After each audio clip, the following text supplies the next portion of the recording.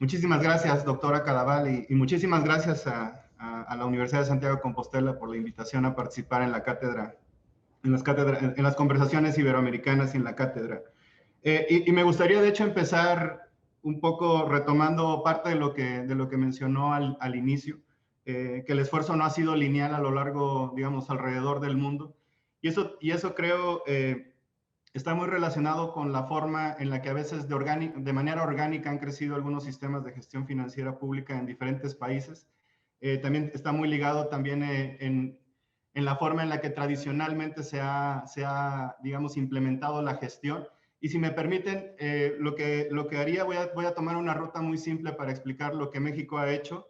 Ahí me gustaría ir un poco sobre el ciclo, digamos, el ciclo presupuestario, lo que sería la formulación, bueno, la autorización, pero sobre todo la implementación. Y ahí me gustaría un poco abordar sobre los temas de cómo podemos ir más allá de la presupuestación y utilizar todas las herramientas de la gestión financiera pública para vincular los ODS, pero además para utilizarlos para alcanzar los objetivos que se han planteado. Y obviamente lo que sería la fase de evaluación y cómo esto debe de volver a nutrir el ciclo. Entonces, aunque es un ciclo que ya todos conocemos como en parte el ciclo presupuestario, nosotros hemos ido tratando de abordar y de ir construyendo algunos elementos alrededor de este ciclo para lograr algunos objetivos. Es un trabajo que sigue, digamos, desarrollándose. Entonces voy a tratar de en estos 20 minutos hablar de estos tres grandes temas y obviamente con mucho gusto recibir las preguntas y tratar de responderlas. Entonces les voy a platicar qué ha hecho México, sobre todo en cuestión de presupuestación vinculada a ODS. Como bien menciona la doctora, hace un par ya de años se inició un esfuerzo primero para desarrollar, para llevar el marco lógico a la presupuestación programática que tenía ya México. México tiene una desagregación programática con subprogramas, pero lo que nos hacía falta hasta hace todavía varios años era el marco lógico que nos permitiera implementar la evaluación o el presupuesto por resultados. Digamos, desde el punto de vista de gobernanza, se creó lo que es la unidad de evaluación del desempeño, y esta unidad fue la que empezó a construir, digamos, el marco lógico y la metodología con la cual se iba a vincular o se iba a evaluar o a formular el desempeño con un enfoque de desempeño en la presupuestación en México. Y esto vincularlo a la planeación nacional y obviamente con metas específicas. Y esta era, digamos, como la ruta a seguir. En algún momento también, obviamente, la premura ya, y hoy estamos a 10 años de que se cumplan o sea, para que cumplamos con las metas de la Agenda 2030, se decidió establecer un cuarto nivel sobre la estructura programática de evaluación de desempeño, y este cuarto nivel fueron los ODS, los Objetivos de Desarrollo. Lo que se hizo prácticamente fue empezar a mapear todos los programas presupuestales o líneas presupuestarias del presupuesto con al menos un objetivo ODS. Y esto suena muy sencillo, pero es sumamente complicado, porque los ODS, como bien ustedes saben, son 17, pero tienen cerca de 169 submetas. Y muchas de las líneas presupuestales o líneas de política que están en el presupuesto prácticamente pueden tener uno o dos impactos en un ODS. Y esto empieza a complicar un poco la forma en la que podemos hacer este mapeo, ¿no? La regla fue muy simple. Decidimos que cuando menos cada línea presupuestal debe tener un impacto directo en un ODS, pero también identificamos los impactos indirectos en otros ODS. Y ahí establecimos una primera metodología. Esto se hizo con base en construir el marco lógico, expander entonces en un cuarto nivel los ODS y empezar este mapeo. De tal manera que ahora, cuando comenzamos el ciclo presupuestal, la formulación presupuestal, cada uno de los ministerios de línea tiene que presupuestar vinculando ya sus programas a un ODS. Y de esta manera, entonces, comenzamos el ciclo. Digamos, este ejercicio empezó en el 2018. Para el ejercicio 2021 ya llevamos algunos años implementando la metodología y obviamente tratando de continuar refinándola. Ahora bien, cuando nos movemos al ciclo, cuando nos movemos a lo largo del ciclo presupuestario y llegamos a la parte, digamos, ya tenemos el marco lógico, tenemos esta vinculación y este mapeo, la pregunta sobre todo es cómo podemos utilizar y sobre todo sacar el mejor provecho de esta vinculación o este mapeo del presupuesto hacia los ODS. Y obviamente el primer uso y el primer beneficio es el monitoreo del presupuesto y los impactos que estos puedan tener sobre los objetivos. Y para esto hay algo que está un poco fuera de la gestión financiera pública, pero es parte de la gobernanza de nuestra agenda, de nuestra estrategia para cumplir con los objetivos de la Agenda 2030. Tenemos, digamos, una gobernanza donde participa la Oficina de la Presidencia, participan los ministerios de línea, participa también la ONU como observador, y también tengo que reconocer que la ONU participó en este alineamiento o mapeo entre el presupuesto y los ODS. Pero en esta gobernanza es donde estamos todos los, digamos, actores principales que participamos en la consecución de la Agenda 2030, de tal manera que en este momento los insumos que se generan por el mapeo de la presupuestación con los ODS se utilizan en esta plataforma o en esta gobernanza para evaluar el avance de la consecución de estos objetivos, ¿no? Y ahí, digamos, en este, son varios comités donde participa la Oficina de la Presidencia, ya lo mencioné, los ministerios de línea, participa nuestra, lo que llamamos aquí en México el INEGI, que es una autoridad independiente estadística, y también participa una autoridad que evalúa el impacto de la política pública. De tal manera que estos institutos tienen, el INEGI, por ejemplo, es el Instituto de Estadística, construye una plataforma en donde se va cargando la consecución de las metas, los presupuestos y, o sea, digamos, el avance físico y el avance presupuestal de los ODS, pero luego hay una entidad autónoma que evalúa el impacto.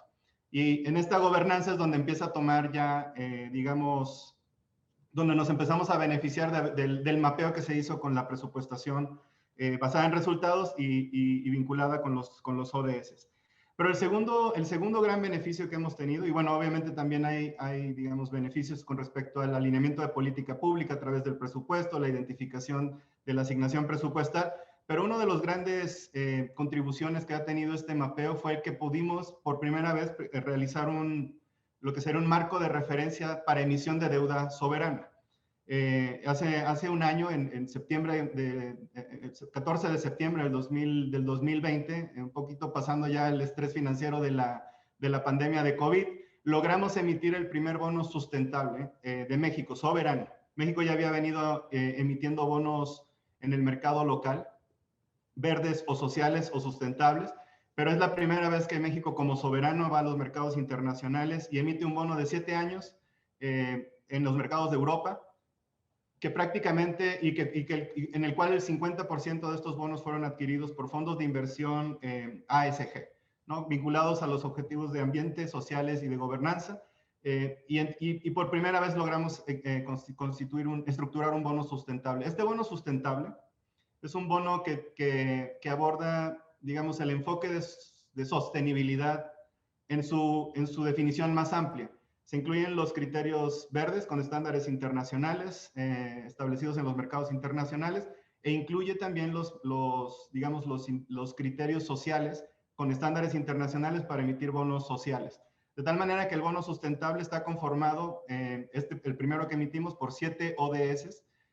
Digamos, el marco sustentable que construimos primero con el mapeo presupuestal incluye 11 ODS, 11 de los 17, pero el primer bono incluye solo 7.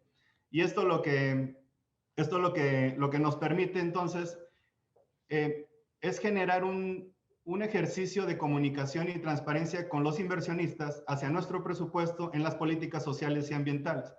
Y por primera vez logramos hacer entonces un roadshow, vamos a los mercados internacionales, presentamos el presupuesto, el framework, y luego podemos emitir el primer bono sustentable.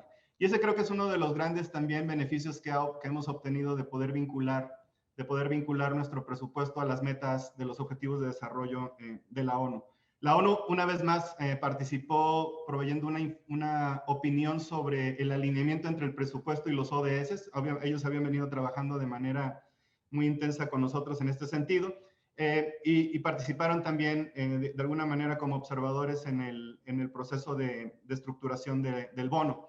Ahora, este bono, por esta vinculación entre el presupuesto y los ODS, tiene características únicas, lo que nos permite no nada más es emitir un bono y recibir dinero, sino que ahora estamos obligados a reportar el impacto a los inversionistas. Y por cada bono vamos a tener que ir generando un reporte de impacto. Y este reporte de impacto está centrado totalmente en la consecución de los objetivos de desarrollo que se presentaron. Yo creo que otra de las características únicas que tiene es que logramos, nuestro presupuesto lo podemos desagregar de manera geoespacial, de tal manera que nos permite también saber cuánto del presupuesto se está ejecutando en cada una de las entidades federativas. Solo para antecedente del público que está conectado, México es un país federativo, a veces hay muy pocos países federativos donde los estados tienen cierto nivel de autonomía. La Agenda 2030 en México, la plataforma y la gobernanza que les conté, lo que está actualmente haciendo es expandiendo hacia cada uno de los estados, que adopten ellos también sus agendas 2030 con metas, indicadores, y probablemente lo que vamos a querer hacer, y ya lo estamos tratando de implementar a nivel federal, es que cada una de las entidades federativas, aunque sean autónomas, traten ya de adoptar estos frameworks, tengan sus gobernanzas, vinculen sus presupuestos y eventualmente también puedan vincular instrumentos de mercado que utilizan el mapeo entre su presupuestación y los objetivos de desarrollo. Y prácticamente creo que esto también ha sido uno de los grandes beneficios, ¿no? A mí me gustaría ahora también un poco platicarles cómo es que hemos tratado de utilizar esta vinculación con los ODS en otras herramientas de la gestión financiera pública. Y si pensamos un poco en un gobierno que realiza miles de operaciones financieras de manera diaria, ya sea por el lado del activo, el gran gestor de activos y el gran gestor de pasivos en un país usualmente termina siendo un gobierno, tradicionalmente lo es, ¿no? Entonces tenemos alrededor de todo el ciclo de la gestión financiera pública, tenemos diversas herramientas en las cuales podemos tomar ventaja de esta vinculación entre el presupuesto, ¿no? Y una de ellas es durante la implementación, digamos, nosotros podemos saber exactamente cuáles son los gastos elegibles vinculados a los ODS con un criterio geoespacial que están dándole soporte a la estructura del bono soberano, por ejemplo. Entonces, de tal manera que los inversionistas saben cuál es el monto elegible de nuestro presupuesto que está efectivamente con criterios sociales o con criterios verdes. Pero si vamos más allá de la función de financiamiento soberano, una de las grandes funciones de la gestión financiera pública es también el manejo de activos. Y en el manejo de activos tenemos activos financieros y no financieros. Si pensamos en los no financieros, todo lo que es inversión en infraestructura, inversión pública, pero también inversión pública privada, puede ser de alguna manera mapeado o introducir criterios ODS o ASG en la forma en la que se formulan los proyectos. Entonces, en este momento ya estamos hablando de lo que sería la gestión de la inversión pública con criterios que pueden estar vinculados con criterios de sustentabilidad, ¿no? Ya sean de cambio climático o sociales. Y esto es lo que hemos estado tratando de hacer también como parte de nuestro sistema de gestión financiera.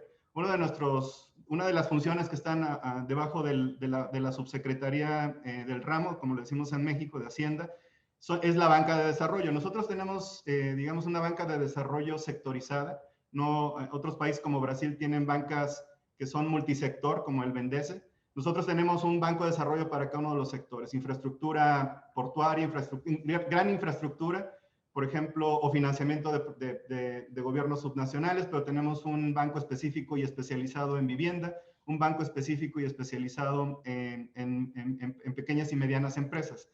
Lo que estamos tratando de construir en este momento es que cada uno de los bancos, en sus criterios de financiamiento hacia los proyectos, incluyan criterios ASG, y también empiecen a vincular estos proyectos a metas específicas de los ODS.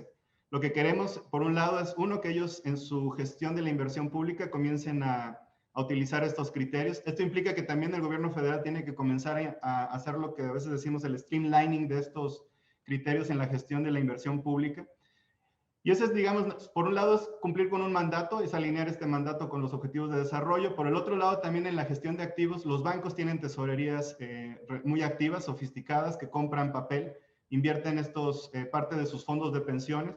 Y también lo que les estamos pidiendo es que como parte del trading, de este manejo de activos financieros, se comience también a utilizar criterios ASG o que traten de buscar inversiones en instrumentos que tienen una vinculación con los ODS. Entonces, hace un par de meses emitimos una circular en México, lanzamos muchas circulares con respecto al sector financiero y lanzamos una que creo que es muy representativa. Hicimos una reforma de pensiones que va a incrementar el ahorro en el sistema pensionario de 13% del PIB a 40% del PIB en 10 años. pero lo que queremos es que un porcentaje de ese incremento en el ahorro esté vinculado a inversiones ASG. Y lo que estamos empujando más allá es que esté vinculado a inversiones que están vinculadas a los objetivos de desarrollo. Entonces, lo que estamos tratando de hacer es que todo esté vinculado a los objetivos de desarrollo para que cualquier forma en la que manejemos o movilicemos capital, ya sea público o privado en México, se realice con ese enfoque. Y eso implica ir construyendo, nosotros decimos aquí como este enfoque de building blocks, ¿no? Ir construyendo bloques para ir pudiendo generar lo que aquí queremos llamar como un ecosistema financiero sustentable, donde se movilizan toda esta información o todo este capital a través de estos criterios. Quisiéramos también que la banca de desarrollo realizara, digamos, inversiones en instrumentos de mercado que vinculan proyectos y capital. Digamos, entonces estamos también trabajando en la gestión de la inversión pública. México tiene un sistema fragmentado de inversión pública, a comparación con otros países. Y perdón la referencia, conozco muy bien el caso de Colombia, donde es el extremo más centralizado de gestión financiera pública con un Departamento Nacional de Planeación. Y en el otro extremo está México, donde el sistema es fragmentado y cada ministerio de línea tiene su propia gestión de inversión pública. En medio por ahí anda Brasil, que tiene una mezcla de los dos. Pero lo que queremos es precisamente que cualquiera que sea el sistema, y el nuestro es muy fragmentado, tenga estos criterios, ¿no? Ahora bien, hay varias tesorerías, el manejo de tesorería y el manejo sobre todo del efectivo como parte de las funciones del gobierno es otra de las herramientas donde pensamos que podemos utilizar la alineación de criterios ODS. Digamos, cada gobierno tiene una gran tesorería y usualmente ahí los enfoques de cuenta única implican que la tesorería tiene que estar vinculada con el Banco Central y tiene una alta revolvencia en cuanto al manejo del efectivo. Pero hay otras tesorerías que tienen horizontes de inversión o de riesgos más largos y pueden realizar inversiones en algún tipo de instrumentos, ya sean de riesgo cero, como instrumentos gubernamentales, etc. Ahí lo que también hemos tratado de hacer es que nuestra misma tesorería, lo que aquí llamamos la TESOFE, la Tesorería de la Federación, digamos, sea como en la punta de lanza que permita promover la adopción de estos criterios sobre todo de inversión social, en las tesorerías, en tesorerías más pequeñas. Y esto es una vez más una de las ventajas que podemos tomar del alineamiento de ODS en la gestión financiera, en la parte específica de manejo de activos. Y luego tenemos, esto está fuera del enfoque tradicional de la gestión financiera, pero usualmente es, creo, un brazo poderoso del gobierno, es la regulación financiera. En la regulación financiera, los ministerios de finanzas tienen, depende del gobierno, algunos son autónomos, otros están más vinculados al Ministerio de Hacienda o de Finanzas, pero la regulación financiera es un brazo que pensamos nos puede ayudar a cerrar el circuito de este ecosistema. Como les mencioné, hace un par de meses lanzamos una circular para que los fondos de pensiones comiencen a integrar estos criterios, pero ya estamos en un diálogo muy intenso con los bancos privados que ya de alguna manera habían venido desarrollando lineamientos para la inversión verde. Y sobre todo aquellos bancos como los españoles, ¿no? BBVA y Santander son los que también han traído este tipo de criterios a la banca privada comercial mexicana. Pero ahora lo que queremos es que todo el sistema financiero comience a adoptar este alineamiento con los ODS. De tal manera que con esto estaríamos tratando de generar lo que yo llamo usualmente el ecosistema donde toda esta inversión y toda esta vinculación se comience a dar. Yo creo que para ir cerrando mi intervención, lo que nació como un alineamiento de solamente el presupuesto en términos de evaluar lo que debería de ser la forma en la que impactamos la política que esté vinculada a los ODS y tratar de alcanzar estas metas, lo hemos ido expandiendo o lo hemos ido tratando de expandir en todo nuestro sistema de gestión financiera pública y sobre todo en el área de influencia que la gestión financiera pública también puede tener, ¿no? Y a eso me refiero específicamente en la parte de la regulación. Creo que a 10 años de que tenemos que cumplir con los objetivos, prácticamente estamos en una cuenta regresiva que impone mucha presión a los países para cumplir con las metas. Hace un par de semanas tuve la oportunidad de participar en los foros del G20 en el umbral de las reuniones que realiza el Fondo Monetario y el Banco Mundial, y en estas reuniones hay espacios de reflexión sobre cómo tenemos que abordar el cambio climático.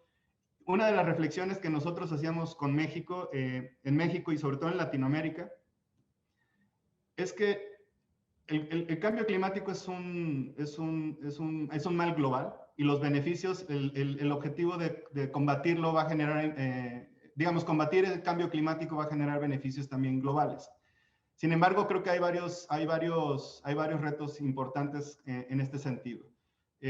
Las economías más avanzadas, sobre todo aquellas que se financian con sus propias monedas, prácticamente las tasas de interés actualmente son cero o son cercanas a cero. Y no es, de tal manera que invertir en proyectos verdes para estas economías usualmente es más barato que una economía emergente cuyas tasas están financiando a costos más altos, ¿no? Y esto era, digamos, una reflexión que queríamos poner ahí, porque en una agenda global donde todos tratemos de reducir o de cumplir con estas metas, tenemos que pensar en cómo podemos abaratar el financiamiento para lograr invertir en estos proyectos que nos ayuden a mitigar los impactos.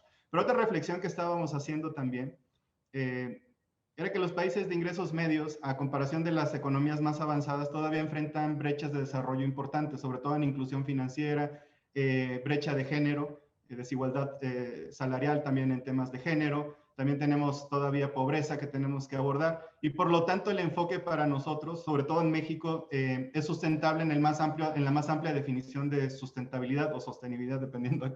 Hay un gran debate en cómo se utilizan las dos palabras, pero lo que quiero decir es, entendemos que el cambio climático es un mal global, los beneficios son globales, se tiene que atender. La parte social también es importante. Y creo que en los últimos años el debate entre la vinculación entre el cambio climático y la parte social cada vez se da más, la parte verde y social. Los mayores afectados por el cambio climático son las poblaciones más vulnerables. Y al mismo tiempo, si no cerramos estas brechas, es muy difícil también poder abordar los temas de manera integral. Entonces, utilizar los ODS que mezclan los dos criterios es una forma muy simple de poder vincular las políticas públicas, sentar las bases para que a partir de ahora en adelante cualquier implementación, formulación de política pública tiene que incluir los dos criterios. Nuestros bonos soberanos están diseñados para que se mezclen estos dos criterios independientemente de la prioridad que tenga cada administración. Y esa es un poco la reflexión que hemos hecho en estos foros. No creemos que sea el mejor modelo, es el modelo que creo que aplica en el desarrollo orgánico que ha tenido nuestra gestión financiera pública en México, pero creemos que puede funcionar y esa es la apuesta que hemos estado haciendo en los últimos 2 años, trabajando de manera muy intensa, sacar provecho a esta vinculación entre presupuestación y ODS. Y obviamente ahí hay beneficios en cuanto a la definición de política pública, el monitoreo, la evaluación, pero sí creo que estos ejercicios se pueden llevar a toda la gestión financiera pública y creo que esa es la apuesta que tenemos que hacer, cuando menos desde México, para poder estar en condiciones de acelerar los esfuerzos y cumplir con las metas de la Agenda 2030, ¿no? Entonces, si quieren, cerramos aquí. Sé que puede haber preguntas y respuestas y estaré encantado de tratar de responderlas. Muchas gracias. Bueno, pues si te parece, Gabriel, tanto Javier como yo tenemos algunas preguntas, algunas cosas sobre las que nos gustaría debatir o conocer tu opinión, y también hay alguna pregunta que nos hacen las personas que están participando como oyentes hoy en la cátedra. Yo ya sabes, y María lo comentaba al principio, que España ha sido el gobierno nacional, por primera vez este año ha hecho una alineación presupuestaria con el presupuesto del Estado, ¿no? Lo que vosotros seríais la federación. Entonces, aquí también ya sabes que no como al nivel de México, pero somos un país muy descentralizado, donde las regiones, las comunidades autónomas tienen muchas competencias, un presupuesto elevado, las corporaciones locales también. Y tú has comentado una cosa que también se menciona en la metodología aquí en España, que es que la metodología española, al igual que la vuestra, quiere servir un poco como de fuente de inspiración y para el resto de gobiernos subnacionales, ¿no? Y ahí te quería preguntar, como vosotros ya vais en ese camino más avanzado que nosotros, ¿cómo estáis tratando de convencer a los diferentes estados, a los gobiernos locales, para que empiecen a alinear su presupuesto con los ODS? ¿Qué hacéis? ¿Incentivos? ¿Normativamente, yo qué sé, vinculáis las transferencias que le hagáis a que tengan esta presupuestación? ¿Lo hacéis a través de formación y de decir, oye, yo voy a contar hasta la saciedad esto hasta que os convenza? ¿Estáis haciendo comisiones que incluyan diferentes niveles de gobierno? Ahí te quería preguntar un poco tu experiencia.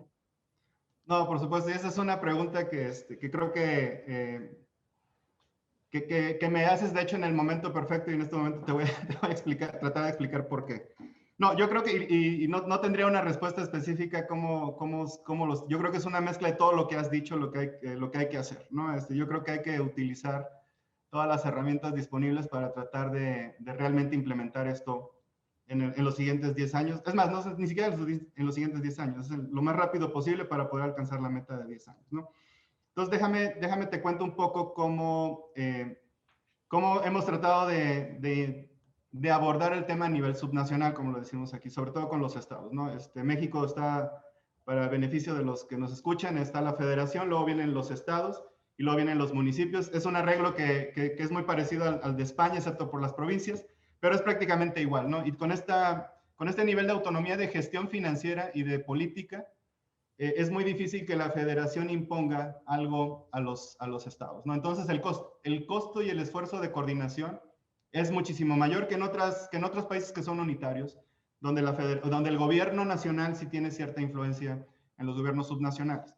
Entonces, el primer esfuerzo está en la coordinación y obviamente, y creo que tú tocas un punto, el punto de los incentivos y cómo estos están vinculados en lo que aquí llamamos el pacto fiscal, o el arreglo de la distribución fiscal, la recaudación de los impuestos y cómo estos se reintegran a los gobiernos subnacionales.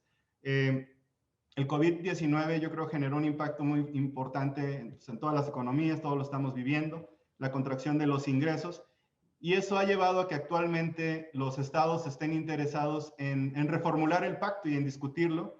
Creo que también es un momento oportuno porque la última gran reforma del pacto fiscal se hizo en el 2017 con fórmulas de distribución, y tenemos criterios de redistribución entre los estados, tenemos criterios también de incentivos en la recaudación. Esos prácticamente son incentivos recaudatorios tradicionales de la gestión financiera pública. Y yo creo que en este momento, en el que ellos mismos están pidiendo que se reformule o que se dialogue con respecto a un nuevo pacto fiscal, abre la ventana de oportunidad para discutir un alineamiento más, creo yo, más acorde con los retos que como mundo y que como país estamos viviendo. Entonces creo que no te puedo decir que esa es la forma, creo que lo vamos a tratar de hacer ahí y eso va a implicar un montón, muchísimo debate, mucho diálogo con ellos. La semana pasada, el jueves pasado, estuvimos ya en la primera reunión de trabajo con los secretarios de finanzas estatales y ahí fue donde ya empezamos a poner sobre la mesa tal vez cuáles son los lineamientos generales para la discusión de la potencial, de los acuerdos que podemos llegar, que estamos buscando. Y ahí es donde ya pusimos sobre la mesa que tal vez hay que pensar en que tenemos que tener un alineamiento con también de sus enfoques de política y presupuestación hacia los ODS, ¿no? El reto va a ser que los tomen. Sin embargo, en esta reunión creo que tuvimos una retroalimentación muy positiva. Hubo dos estados que me preguntaron precisamente sobre el bono soberano.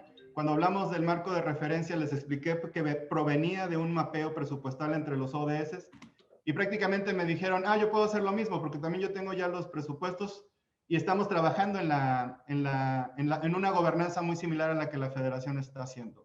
De tal manera que ellos dijeron, yo también podría emitir un bono que está vinculado, ¿no? Entonces, aunque la motivación fue el instrumento de mercado, se dieron cuenta también que ya tenían un poco implementada parte de la infraestructura normativa e infraestructura física para el monitoreo y la vinculación de sus presupuestos, ¿no? Entonces, digamos, esa es como una avenida donde el Ministerio de Finanzas o de Hacienda creo que puede influir en la parte del pacto fiscal, alinear estos incentivos, pero una vez también que la federación genera el marco de referencia o la metodología, es muy probable que pueda ser también utilizado como referencia por los gobiernos subnacionales y eso implica también, pues creo que un poco como una labor de mercadeo, ¿no? Y estar explicando, estarlo presentando.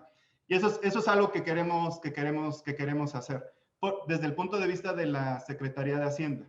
Sin embargo, lo que sí ha avanzado mucho es que la oficina de la presidencia, que está a cargo de la plataforma de gobernanza de la Agenda 2030, ellos sí han venido ya trabajando y haciendo esfuerzos muy claros en los últimos 2 años para que cada una de las entidades federativas adopten la plataforma y se sumen a la plataforma federal para que también ahí se monitoreen sus objetivos.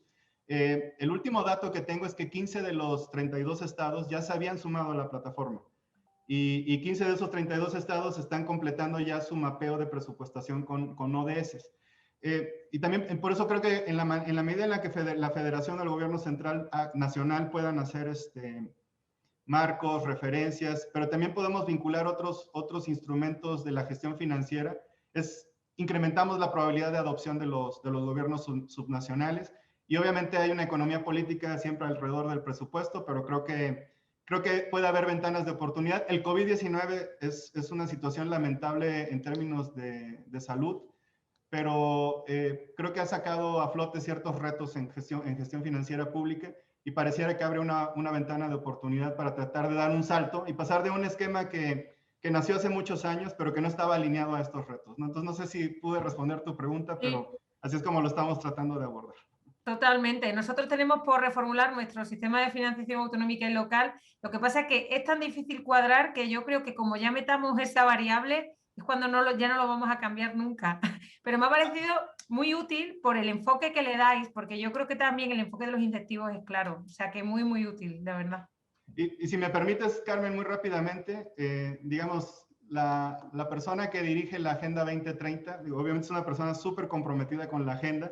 Ella ha venido trabajando esta vinculación a nivel subnacional. Fue muy importante cuando emitimos el bono porque yo como Ministerio de Finanzas por primera vez salté de abordar el tema a nivel presupuestal solamente. Cuando nos reuníamos solamente discutíamos sobre presupuesto y asignación presupuestal y los programas que están vinculados a los ODS. Esta fue la primera reunión en la que hablamos queremos tomar otro paso, queremos construir este marco soberano, pero al mismo tiempo nació la idea de abordemos el nivel en la parte subnacional de las dos ministerios o las dos oficinas al mismo tiempo. Entonces creo que esta coordinación, que a veces no es institucional, pero no está como en los reglamentos o es muy importante también, ¿no? Sí. Yo entiendo, perdón, Gabriel, de tu respuesta en esta primera andanada, digamos, que ha hecho Carmen y que era por donde iba yo también, por el tema de un poco de la federación, de la descentralización y de la coordinación entre los distintos niveles de gobierno, teniendo en cuenta que los objetivos, en última instancia los ODS, siempre tienen un impacto territorial, ¿no? Es decir, uno tiene un objetivo que quiere desarrollar, pero quiere desarrollarlo sobre un territorio determinado. Parece evidente que necesita esa coordinación, ¿no? De tu respuesta, creo colegir que de todas las instituciones de gobernanza que tenéis establecidas para esta gestión, no hay a día de hoy todavía, por lo menos, una institución en la que, digamos, estén representadas las distintas partes con carácter digamos, de día a día, ¿no? de seguimiento fluido de lo que son los impactos territoriales de estas políticas presupuestarias, cuando se dice, ¿no? ¿Estoy diciendo lo cierto o no? Es decir, me da la impresión de que estás hablando de la necesidad de coordinación de una plataforma a la que ha habido unos estados que se han ido incorporando, que hay buena sintonía para efectivamente efectuar alineamientos en las políticas en relación con los objetivos, pero no existe una institución como tal, digamos, una especie yo qué sé, un consejo de gestores vinculados a los ODS, que digamos que fluya naturalmente, ¿no? Más allá de la coordinación general desde el centro. No sé si me he explicado. No, sí. Digamos que existe un espacio donde todos los actores están juntos y donde se dirimen o donde se evalúan los impactos o el alineamiento del presupuesto con los ODS. Alineamiento de presupuesto con ODS y luego ODS con el alcance a las metas específicas. Y este espacio, digamos, este espacio de gobernanza, como le llamo yo, es el que mencionaba al inicio, es donde está la oficina de la presidencia. Hay un comité que está presidido por el presidente, de hecho. El presidente de la República es quien lo preside y ese despacho, dentro de su despacho está la consecución de la Agenda 2030. En este momento está un poco a cargo la Secretaría de Economía también como parte de la consecución de esta agenda, pero esta gobernanza está presidida por la Oficina de la Presidencia y en este momento, digamos, el liderazgo está en lo que aquí es la Secretaría de Economía, ¿no? Pero esa es como son los chairs, es quien dirige, quien monitorea y hace que el comité suceda. Pero en este comité es un comité que primero nace a nivel federal, de tal manera que estamos todos los ministerios de línea, todas las secretarías, como le llamamos en México, están los dos institutos, el de estadística y el de evaluación, y está la ONU como observador. Y en cada uno de estos comités hay subcomités, unos para monitoreo y otros para avance de implementación. Y en esta agenda, en este comité es donde hay sesiones regulares, prácticamente cada mes se va midiendo cómo se está alcanzando estos objetivos. Pero como tú bien lo señalas, es un comité que nace con una visión y un alcance de gobierno federal, ¿no? Y ahora lo que estamos trabajando es en la expansión de este comité y de las plataformas, no solamente a nivel subnacional, sino también que se vincule, por ejemplo, al sector privado. Por lo tanto, lo que ha estado sucediendo es que la oficina de la presidencia, o mejor dicho, el staff técnico que trabaja en el comité está enfocado a tratar de vincular también al sector privado. Ha habido ya reuniones con el gremio de empresarios en México y ya han expresado que quieren alinear también algunas de sus políticas o inversiones a los ODS. Y al mismo tiempo también trabajaron la parte del gobierno subnacional.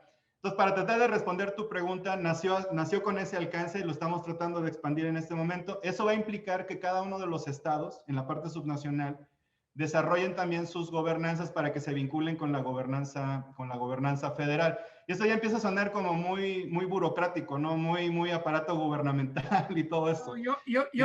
Mi pregunta era no tanto por ahí, que también va bien, es decir, el tema no es tanto el tema de multiplicar las estructuras burocráticas, sino que a mí lo que me confundió un poco de entrada, yo creo que ha quedado claro ahora mismo, es cuando ponías en contraposición, por ejemplo, el caso de México con el caso de Colombia o el caso de Brasil. Decías, en Colombia está todo centralizado, en cambio en México está desconcentrado. A ver, está descentralizado, pero dentro del gobierno central. O sea, no está descentralizado en el sentido de que hay un organismo que aglutina al gobierno central y a los gobiernos estatales y que marca las prioridades. Entiendo que las prioridades se marcan de arriba abajo, es decir, se marcan desde el gobierno central y luego se buscan los lineamientos por abajo, pero los de abajo no participan de entrada en esa desconcentración, ¿no? Sí, no, yo creo que lo pones tal cual y creo que deriva de la forma en la que orgánicamente se van generando las instituciones, ¿no? Y si pensamos un poco en el caso colombiano, donde está el Departamento Nacional de Planeación que monitorea la infraestructura, un candidato natural para la implementación de la agenda podría ser el Departamento Nacional de Planeación, ¿no? Que tiene la infraestructura en sistemas para monitorear los avances de infraestructura. Sin embargo, estaría enfocado solamente a infraestructura.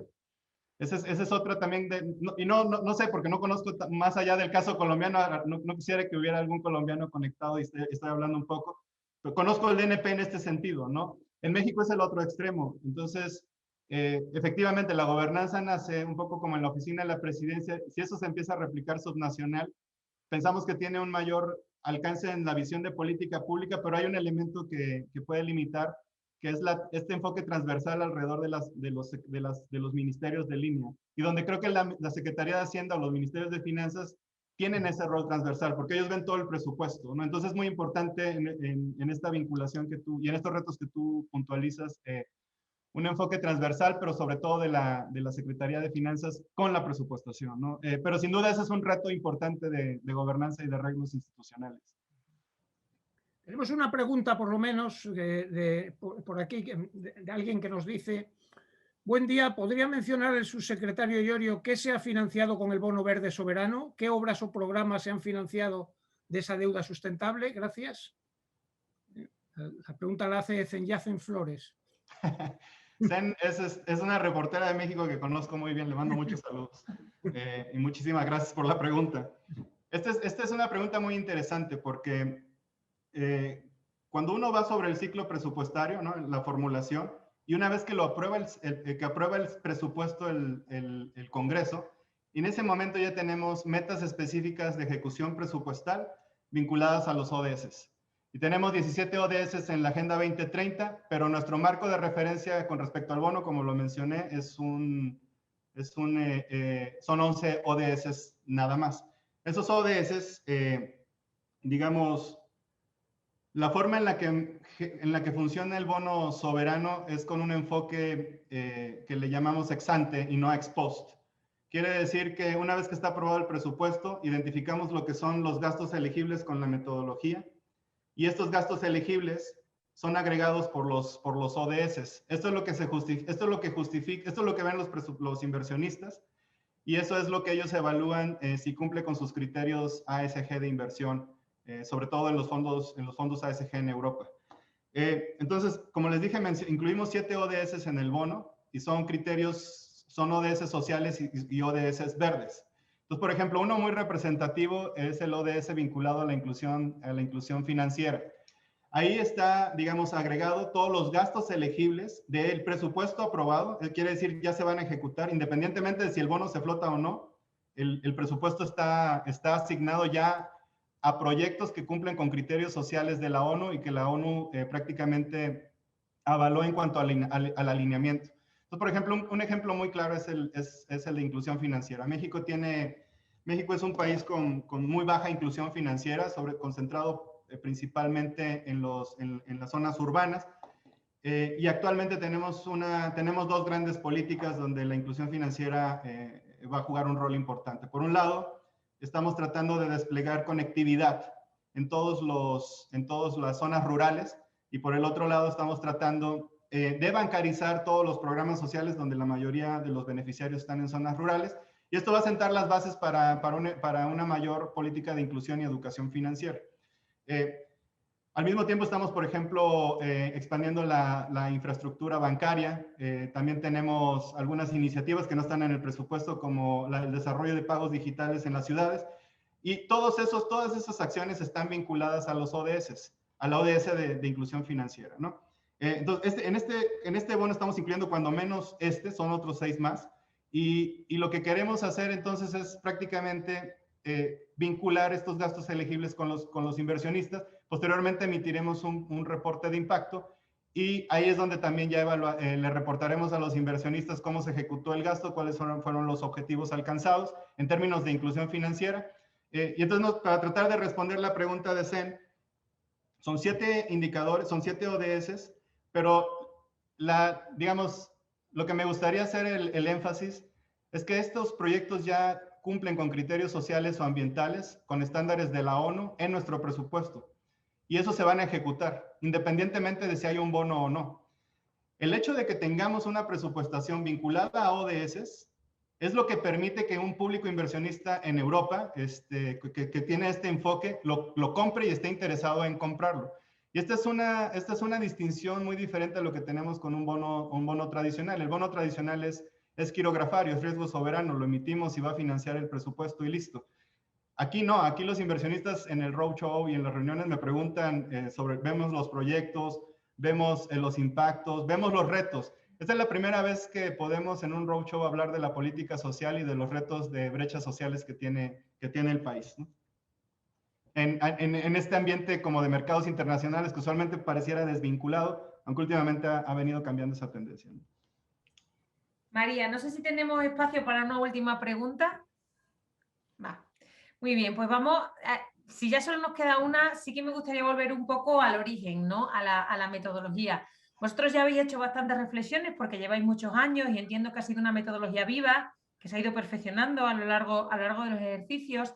Y en ese sentido te quería preguntar vuestra posición o tu opinión en el medio plazo de qué hacer con esos gastos que no son alineables. Es decir, en el fondo, en todo presupuesto, puede, y lo más seguro es que encontremos gastos no alineados, ¿no? ¿Qué hacer con ese gasto no alineado? Si alinearlo, aunque sea de manera indirecta, a algún objetivo, si esa es la forma que tenéis vosotros de de abordar ese tema. Y luego una segunda cosa, aquellos gastos que van en contra del desarrollo sostenible, que todos los tenemos. Por ejemplo, ya sabéis que aquí en Europa las subvenciones o la reducción en la figura tributaria a los carburantes existen, ¿no? Excepciones y beneficios fiscales. Ya sabéis que el presupuesto verde de Francia, por ejemplo, en eso ha sido muy honesto y no solo ha dicho lo que va a favor de su presupuesto verde, sino también todas esas exenciones fiscales que van en contra, ¿no? Entonces, sobre el gasto no alineado y el gasto que pueda ir en contra de ese desarrollo sostenible, ¿cómo afrontáis dentro de la metodología poder hacerlo? Aquí en España por ahora eso se ha alineado prácticamente todo y no se ha hablado nada del tema de lo que pueda ir en contra, ¿no? Pero yo creo que es un debate que en una segunda generación de presupuestos por ODS va a salir. No, totalmente. Y esta pregunta me la hicieron los inversionistas precisamente cuando estábamos discutiendo el bono, ¿no? Y creo que además no solamente implica reflexiones metodológicas, va a implicar complicaciones metodológicas, porque el primer alineamiento ODS de presupuesto pues no nada más trazar una línea, ¿no? Son las submetas, generan los impactos directos e indirectos como tú lo mencionas.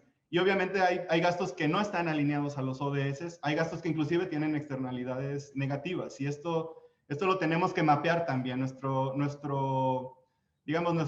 metodología de alineamiento de presupuestación con ODS permite identificar también estos gastos.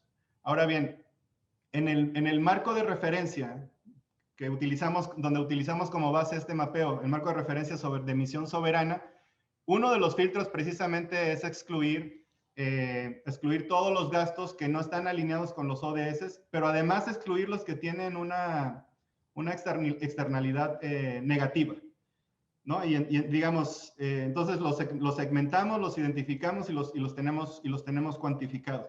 Y la pregunta ahora hacia adelante es ¿qué hacemos con ellos? Y obviamente ahí va a haber hay un tema de política pública, ¿no? Tenemos que definir como política pública si los queremos reducir. En alguno de los casos, si tú incluyes solamente un criterio de cambio climático verde, sin duda lo tendrías que desaparecer. Si tú incluyes un criterio sustentable, donde por ejemplo, hay una actividad económica que tiene una externalidad puramente verde, pero está vinculado a una actividad económica o de empleo en alguna zona, ya no queda claro que lo puedas eliminar de un año para otro. Y entonces ahí hay que encontrar un enfoque como gradual ¿no? De política pública gradual, incremental, para poder ir haciendo una transición. Y aquí es donde comienza a tomar vida todos estos conceptos de economías de transición, riesgos de transición, pero sobre todo si tenemos un criterio sustentable, y te voy a poner un ejemplo. Nosotros tenemos municipios que dependen exclusivamente de una actividad que provee insumos a una industria que contamina. Y entonces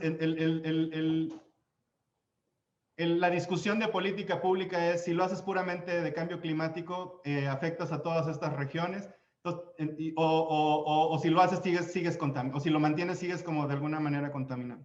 Entonces, estos enfoques de política pública creo que tienen que considerarse, y por eso hablamos de un enfoque amplio de sustentabilidad que incluya costo-beneficio, el impacto en el cambio climático, y ahí todos los países creo que hemos estado muy rezagados en cuanto inclusive contabilizar y traer a valor presente neto lo que nos está costando y nos va a costar en el futuro no atacarlo, pero al mismo tiempo tienes problemas sociales que están asociados. Entonces no es una pregunta fácil. Las reflexiones creo que están en el ámbito de la política pública, también en el costo-beneficio. Hay externalidades que se generan y por eso también es muy caro combatir es muy caro financiar estas agendas, porque si pensamos en una reforma tradicional siempre hay ganadores y perdedores, y por eso las reformas son caras, porque hay que financiar a los que salen un poco perdiendo. Digamos, y esos son creo que las decisiones que hay que hacer. Entonces, para tratar de responder tu pregunta, sí los contabilizamos, los incluimos en las metodologías y las estamos incluyendo como filtro de exclusión en el bono soberano. Entonces, ningún bono lleva ningún gasto elegible relacionado no lleva ningún gasto asociado a nada que no incluya un criterio verde o social. En el presupuesto yo creo que eso también ya te da como tú dices, un primer arranque para empezar a cuestionar y a debatir qué es lo que se va a hacer hacia adelante, ¿no? Y lo primero creo que es contabilizarlo, ¿no? No podemos tampoco tomar decisiones sobre algo que no sabemos cuánto es, ¿no? Yo creo que en este momento lo tenemos claro, y hacia adelante creo que las políticas públicas tendrán que ir dirimiendo con estos criterios qué es lo que hacemos con estos gastos que tú acabas de mencionar, pero sin duda metodológicamente todavía lo va a ser más complicado, ¿no? Entonces no es una labor fácil, pero bueno, lo tenemos que hacer, es parte, creo, Ahí estamos, en la ese emoción debate, ¿no? de desarrollar estos Exacto, y además yo creo que por eso es más interesante abordar el presupuesto desde una óptica ODS que desde una óptica solo verde, como por ejemplo ha hecho Francia, porque creo que tiene muchas más caras de ese poliedro que es la sostenibilidad, ¿no? No, totalmente, yo concuerdo contigo y eso ha sido lo que siempre hemos estado un poco impulsando también. Muy bien, pues hay otra pregunta por aquí en el chat, pero no sé, estamos un poco casi fuera de tiempo, no sé cómo andas de María, ¿qué hacemos? Bueno, si el subsecretario tiene 2 minutos más, adelante. Pues si quieren en 2 minutos trato de responderle. Venga, Trato de no expandirme mucho. Una pregunta muy concreta que hace Beatriz Lorrain. Dice, el financiamiento con la Agencia Francesa de Desarrollo por 269,7 millones de dólares del programa Fiscalidad y Finanzas Verdes e Inclusivas está alineado con los ODS y con cuáles. Seguramente la pregunta es muy concreta y llevaría mucho tiempo, ¿no? Por eso no sé si se va a saber el presupuesto entero de arriba abajo. No, muy rápidamente, obviamente trabajamos con todas las agencias de desarrollo en el mundo. La agencia francesa, y como bien lo puntualizan, tiene Francia como gobierno tiene un enfoque más volcado o principal en el cambio climático y en la parte verde. Por lo tanto, muchas de las agendas que discutimos con las agencias de desarrollo francesas tienen este enfoque. Entonces, espero haber respondido la pregunta.